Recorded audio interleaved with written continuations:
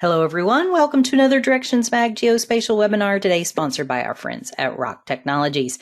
Thank you for stopping by directionsmag.com for the latest in news, articles, webinars, and podcasts.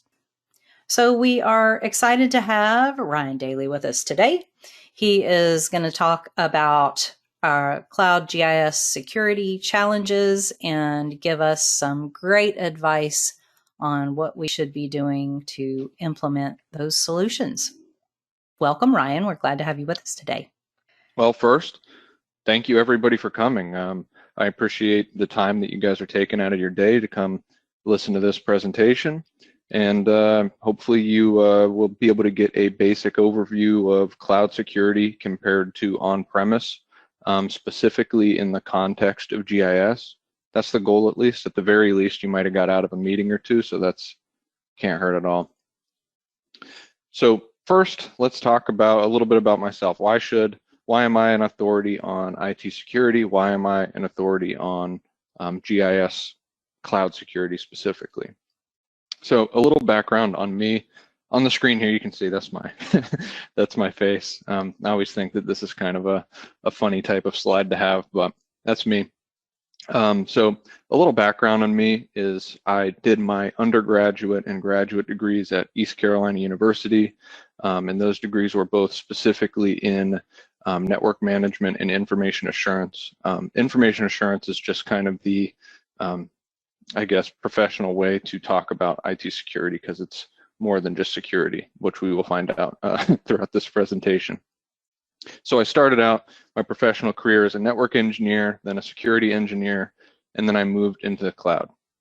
So after years of doing that, I moved specifically into doing GIS cloud migrations. For the most part, that's been my primary professional objective since 2016, exclusively GIS cloud migrations. So since I started my career not as a security guy directly, but I have a pretty broad perspective on the topic due to the fact that I have kind of been in all the genres of IT prior to coming to the cloud. I've worked in all different levels of security environments, from HIPAA regulated environments to PCI regulated environments to clearanced work with the federal government. So I've had the whole spectrum of security requirements and all that good stuff. So after that, I'm now at Rock. I've been at Rock for about 2 years now, and I'm the director of cloud services. And what that means is that my primary responsibility is working with our clients, Rock's clients, to determine the best approach for cloud migrations and to architect environments that meet standards, our client standards that are secure and that are cost effective. So Rock as a whole specializes in GIS cloud migrations and managed services. You can see on the screen here kind of some of our our flashy logos and all that good stuff. We have a huge team. We are an Esri partner, an Esri Gold partner. We are Amazon partners, and we have a very broad spectrum of employees that all know, GIS in and out, cloud in and out, security in and out, all of it. So moving on. So what's on the agenda? I want to highlight that security is an extremely broad topic, and we're only going to be brushing the surface.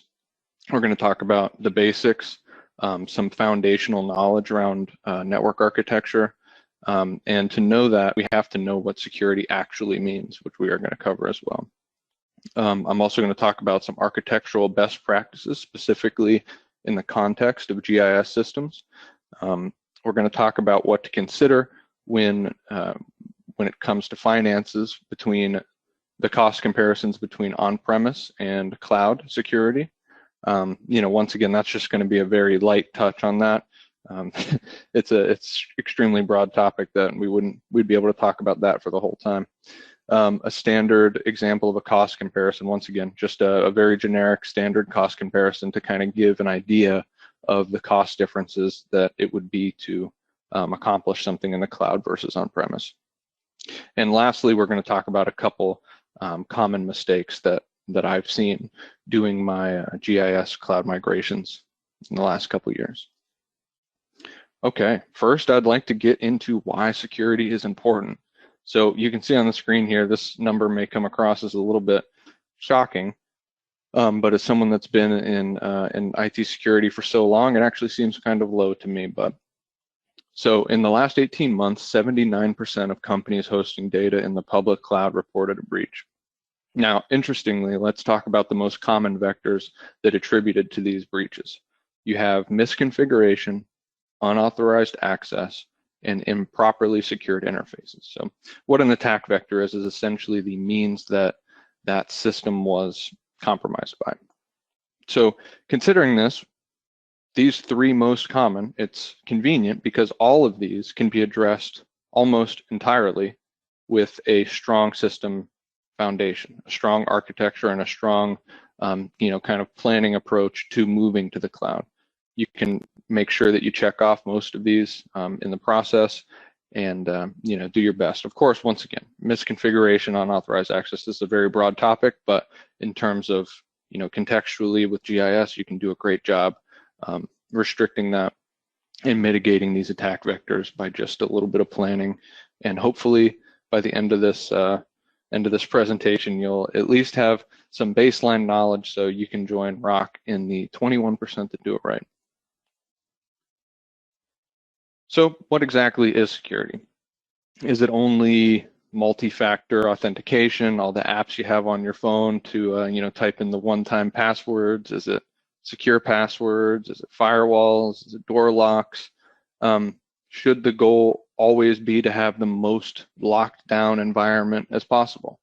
The most common view of IT security and information assurance is only a small portion of the entire picture. So this is the entire picture. IT security can kind of be broken down into three major categories or three major sections. Security is often viewed as just a process that makes things more difficult for users of whatever system is getting secured. However, the umbrella term of information security is far more broad than most people might initially think when they mention IT security. So information assurance can be broken down into three major categories. We have confidentiality, which would be classified as protecting information from unauthorized access and misuse. You have integrity, which would be unauthorized alteration and being confident that the data that you're viewing and using is accurate. And third, we have availability, which can loosely be defined as, how accessible the system or service is. This is often overlooked as a part of IT security. IT security as a whole really needs to consider all three of these genres of IT security to make sure that the environment stays usable while being as secure as possible. Now, let me just give a couple examples of confidentiality. So we have two-factor passwords, encryption. So this would be what people mostly think about when they think of information assurance, is confidentiality only. However, under integrity, you have some examples of integrity precautions, like what are you doing for backup and recovery? What are you doing for version control? What are you doing to make sure that that data is accurate? What do you have for business continuity and disaster planning? All of that is under integrity. And then the third is availability, which means primarily uptime, system redundancy, failover, and monitoring to make sure that this system is available when it is needed. Now, all of these facets work together hand in hand, and you have to think of it kind of like a triangle that you see on the screen here, and your organization lands somewhere within this triangle. So let's put some context. Let's put some context on it here. We have here, I'm kind of painting examples on extremes. I find that it's a good way to kind of illustrate examples and bring things together in context. So what would an environment look like that is 100% confidential? I think the best way to explain this is that the most confidential system is a system that isn't accessible or checked for integrity. So that would boil down to essentially a flash drive locked into a safety deposit box. You can't use it. but you're confident that it'll be the same always. Now, are there situations where this is ideal and necessary? Sure, maybe your family photos or data that you find very near and dear to your heart that you'd like to keep and make sure that it never changes and it's very secure, but you don't need to use it all the time. Sure. So that's an example of a totally confidential machine or system. Another example of an extreme that I'd like to present is an environment that puts availability above all else. This could be kind of considered the Wild West of the internet. So imagine a highly dispersed peer-to-peer network where people can upload anything they want to be consumed by the public. They could say it's one thing, but it really could be another. You could think that you're getting a music file, but really it's a virus, etc. You have no confidence in data safety or accuracy. An example of this would be something like some of the older, you don't really see it much now, but some peer-to-peer data sharing services, think like LimeWire and Napster, stuff like that. And as you know, that can get kind of seedy, so it's important to know that with these extremes that every environment has a purpose and every environment falls somewhere within this triangle. So the extremes I'm drawing are kind of to show context around where GIS falls within this triangle. So you can see here that how does this relate to GIS? Most GIS systems fall about here on the triangle, where availability and data accuracy is the most important parts. Now, that doesn't mean that the data is managed carelessly or without considering confidentiality. It simply means that where appropriate, the confidentiality requirements should not impede the integrity and the availability of the system. We're going to use this positioning as an example moving forward. However, this evaluation should be part of the business process when it comes to considering a cloud migration. It's important to prioritize and use this kind of a risk-based judgment call that your CIO and CSO needs to make. But in most cases, outside of things like police departments and government agencies, this is where publicly consumed GIS systems would fall, is here on the bottom. So now that we have some context on how we need to evaluate our environments and the requirements, let's talk about some of the foundational steps that your organization can take to prepare and architect a cloud deployment that will fit anywhere in this triangle. What we're going to talk about in best practices are based on NIST guidelines, and they serve as kind of a baseline to build that security. So what we have here is, why do we classify systems? System classification should be step one. It's important to note that not all systems within an enterprise have the same security requirements, and it wouldn't be appropriate to treat all systems as if they are equal in terms of requirements. So typically there are three classifications I would group systems into, and these classifications determine where those machines will exist within the architecture that we're going to cover. All right, let's use some examples here. Does a web server have the same security requirements as a database? Almost always the answer to that question is going to be no. As you can see, I have outlined three different primary segments. We have the web segment, the application segment, and the data segment. This configuration and segmentation is considered best practice under NIST guidelines, like I mentioned before. But what does this mean? How do we apply this? What metrics do we use to determine what segment a system falls into? Let's use some examples here. So for servers and machines that need to be accessible to the public or the internet, these would be classified within the web segment. That is because they serve as a front end to otherwise unsafe environments. Unsafe in this context are environments that you don't have control over. Essentially, we will consider this segment as the most vulnerable, the most likely to get compromised from the outside due to its accessibility to the public. Now, we segment this because not all machines have the requirement to be available to the public directly. With that being said, this is a greatly This approach greatly reduces your, I'm doing air quotes here, your attack surface. So your open vulnerabilities to the public. So beyond that, what systems do data processing? Systems that don't need to be accessible directly by the web, and systems that are not an authoritative source of data, and are typically only manipulating and serving the data to the, the back end of the web server. This serves kind of as a buffer between the public web and your most valuable resources in the data segment. Servers that hold authoritative copies of data exist in the most protected segment, known as the data segment. The two previous less secure, I'm doing air quotes again, segments serve as kind of a barrier between the public and your data. So how does this look in terms of GIS? That's what we're all here for. Let's talk about it in terms of GIS.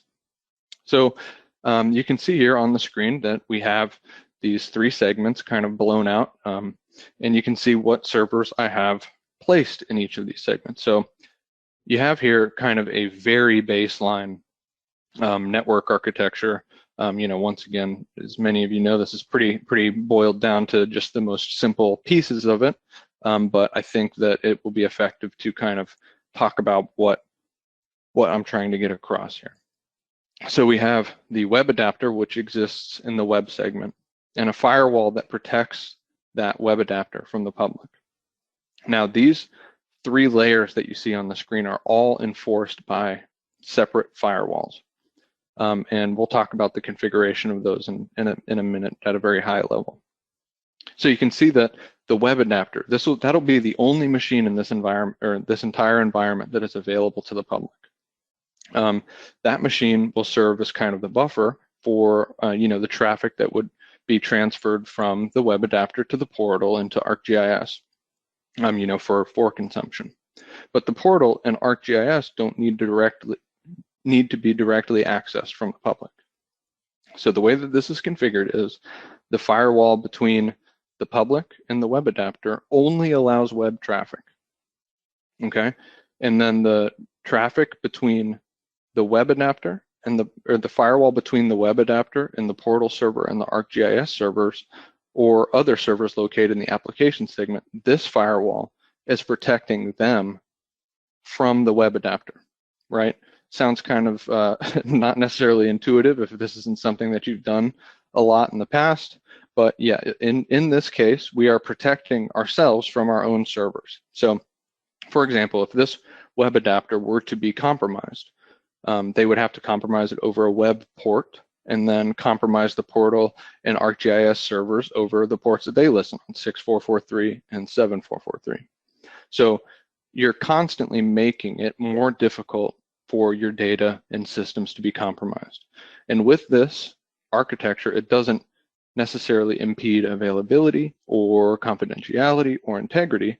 It's kind of a foundation that allows you to build on top of, that meets best practices and is secure. So in the application segment, you have portal server, ArcGIS server, other things can go in here, kind of like file shares, license managers, anything really can go in here that doesn't have authoritative data. And then what is the firewall doing between the application segment and the data segment? It serves as a second barrier for the web adapter to keep the web adapter as far separated from the data, your valuable data, as possible. And the way that we do that is, I briefly talked about it already, but it's called a deny all permit by exception. So all of the traffic between the environments that we're securing, right, is denied blanket, and only traffic that we permit and we expect is permitted to traverse between these networks. So I say that to say that the web adapter, in this case, the most vulnerable, has no means, if this is configured like I mentioned, have no means of talking directly to the data segment. So the web adapter would have to be compromised. The portal servers or some server in the application segment would have to be compromised, all just to get the ability to attempt to compromise the database. Now, all of this, as you'll see, on-premise can be a little complicated, and is the reason why a lot of times this kind of piece of the puzzle is overlooked. But in the cloud, organizing your network like this is extremely trivial, and once it's configured, it basically just blends into the background, is extremely secure, and highly available. So the importance of architecture planning. Why should you even take the time to really put in the effort of planning everything out, seeing what classifications your systems fall in, where your system falls on the security triangle? So architecture, as many of you know, it's really hard to change those baseline foundational metrics later on. So the network that you've built on top of, kind of hosts everything that exists within it. So building it again in a different way often would require, starting over from scratch. So you want to make sure that you have an expandable, let me go back to the previous slide here. You have an expandable architecture that kind of is modular, that is ready for the future. And that's what this, example architecture I have here is. Now, core design is the baseline for a secure system. Of course, security is an extremely nuanced topic, and you can pile on as much as you want, but once again, I just want to talk about kind of some foundational knowledge around it and some foundational approaches. And core design for a secure system is a good baseline. Modular architecture, as I mentioned, also important. So imagine spending months securing systems but leaving the server room door unlocked. Having an unsecure architecture in the cloud is the off-premise equivalent of that. So now that we've considered the graphics in the previous slide, what does implementing this 3-tier architecture look like cost-wise in the cloud compared to on-premise? So before we get into hard numbers, we need to talk about a few abstract costs. Now, if you've spent any time as a network engineer in the past, or someone that, a server administrator, this picture probably looks all too familiar. I've slept on the floor of rooms that look like this more times than I can count, working all day and night to fix some, complex networking problem. So I have this image here to kind of highlight some of the unrealized costs of on-premise networking. And once again, when you're on-premise, you don't realize how inconvenient all of this is until you're in the cloud. So say you wanted to have a new office, right? Wireless, isn't the exact approach. So you're going to be tracing cables through through the ceiling. You're crawling in the attic. You're running wires, and when one of those wires goes bad, you're using specialized tools to kind of figure out these. Excuse me, sorry, I just saw one of the questions in the chat. I'll get to that in a second.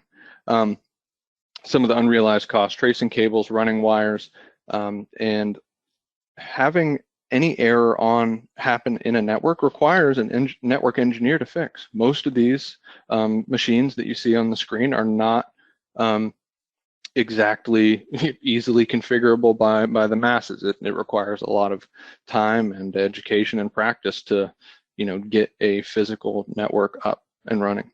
And heaven forbid you have multiple locations, and then all of this gets complicated exponentially. In addition to that, more hidden costs are trusting a local business internet connection, or trusting local power availability. The amount of times that I've seen the power go out to companies and just drop them down is shocking almost. And when you go into the cloud, you realize that isn't exactly something you have to worry about. So the question here in the chat is, can you give any use cases of an ArcGIS web adapter accessing the data layers and servers directly? So in 99% of the cases, you don't want to do that. Now, I guess if I had to give a use case where data servers are accessed directly from a web adapter, it would be, I guess, publicly consumed data that is required to be in somewhere like a DMZ. So data that isn't essentially just a database that would need to be served to the public without having any any of the crown jewels or the secrets in it to say. So hopefully that answered that question. Most of the time, almost always, that you don't want to take that approach. Okay, moving on to the next slide. So let's talk about this cost comparison. This slide's going to have a lot of meat to it, so I'm going to try to go as fast as I can here. I want to mention initially that in terms of foundation, Azure and AWS are almost identical in what they offer. And at this level of foundation and architecture baselines, there's not a real difference between the two. I know one of the questions that came in before the presentation was the difference between AWS and Azure. Now, I would say the most important difference is usability. Depends on, what your expertise is in-house. So yeah, essentially the services are almost identical. They just have different names. Before I get into costs, I want to talk about some of the assumptions I've made on the screen here. I'm assuming a tech refresh cycle of every 4 years. A tech refresh cycle is, when are you buying updated, faster equipment or updated equipment that's newer. Some organizations are 3 years, some are 5 years. I assume 4 for this. I'm also assuming the network size and complexity does not merit more than 1 employee dedicated as a half-time network support engineer. Now, in reality, it would likely be more than 1 full-time employee to manage a network, but the numbers are already surprising enough, so I wanted to be as conservative as I could with there. The reason why this cost is not realized in the cloud sections is because the network doesn't require in-depth knowledge of programming switches and routers, VLANs, routing protocols, etc. In most cases, and almost all cases, the networking in the cloud can be boiled down to its most simple forms. You can do it through a GUI if you would like, and is able to be managed by systems engineers or DevOps engineers very effectively. You don't have to have a 4-year degree and 5 Cisco certifications to set up a network in the cloud like you would for an on-premise network equivalent. It's also important to note that these costs are a rough ballpark estimate. The on-premise prices do not include subscription fees, which are required for many network equipments.